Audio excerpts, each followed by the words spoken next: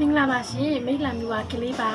အမျိုးသားတွေဘာကြောင့်ဟော်မုန်းအားနေတာလဲသင်္ကားနဲ့မတူအားအိမ်နေကြပြီးတော့ကိုယုံကြည်မှုတွေပြောင်းနေတဲ့အမျိုးသားတွေဆိုရင်ဒီဗီဒီယိုလေးကိုနားထောင်ပြီးတော့ပါရှင်အလုတ်ပင်မနာစိတ်ပင်မနာအနားယူချိန်မလုံလောက်တာအသက်အရွယ်အနေထိုင်ပုံမှုတွေကြောင့်ကိုယ့်ရဲ့ခန္ဓာကိုယ်အခြေအနေတွေက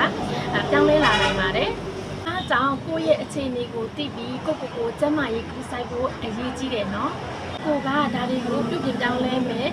ဒီအစားအသောက်နေထိုင်နေဆင်ခြင်မယ်เนาะ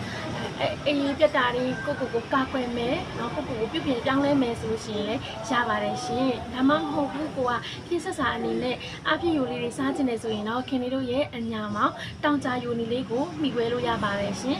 သူကတောင်ကြဥရဲ့ရှင်းမတက်ဥရဲ့ခွေးလျားစစ်ပြားရီထောပတ်မကြည့်သီးမဲစားလက်တဘာဝပစ္စည်းနဲ့ထုတ်လုပ်ပေးထားမှုအမျိုးသားရေးအတွက်စမ်းဆောင်ရည်ကိုအမြင့်တင်ပေးတဲ့တောင်ကြယူအထူးထူးလေးပဲဖြစ်ပါတယ်ရှင်ဟော်မုန်းတွေအားကောင်းမယ်တက်လုံးတွေအားကောင်းမယ်စီဝဲနေမယ်စီအောင်နာတွေစီတဆက်သွားတာတွေအပြင်ကိုတုံတုံမြန်နာပန်းညုံမသိဝေနာတွေစိတ်သွားတိုင်းပိုပါဖို့အိမ်တော်ရေးဒုက္ခရောကျမ်းမာရေးဒုက္ခရောပြေးဝစေတဲ့ခဏပေါ်ပါလန်းဆန်းစေတဲ့တောင်ကြယူနေလေးကိုတစ်နေ့ကိုမနက်တစွညတစွနေ့စဉ်ပုံမှန်ပြီးဝဲပေးရမှာဖြစ်ပါတယ်ရှင်ဒီလိုလူတွေကတော့လုံးဝမသုံးသင့်ပါဘူးနှလုံးရောကာသမားကြောက်ကနာတာရှိဖြစ်နေတဲ့သူစီးကြိုသမားလုံးဝစားလို့မရပါဘူးရှင်ကဲအသေးစိတ်ကိုကျမ်းမာရေးအကြောင်းလေးဆွေးနွေးခြင်းနဲ့ဆိုရင်တော့ခင်လေးတို့ရဲ့ Viber နံပါတ်လေးမှာလာရောက်ပြီးတော့ဆွေးနွေးလို့ရပါတယ်ရှင် Viber နံပါတ်လေးကတော့395 Viber ကနေမဟုတ်ဘူး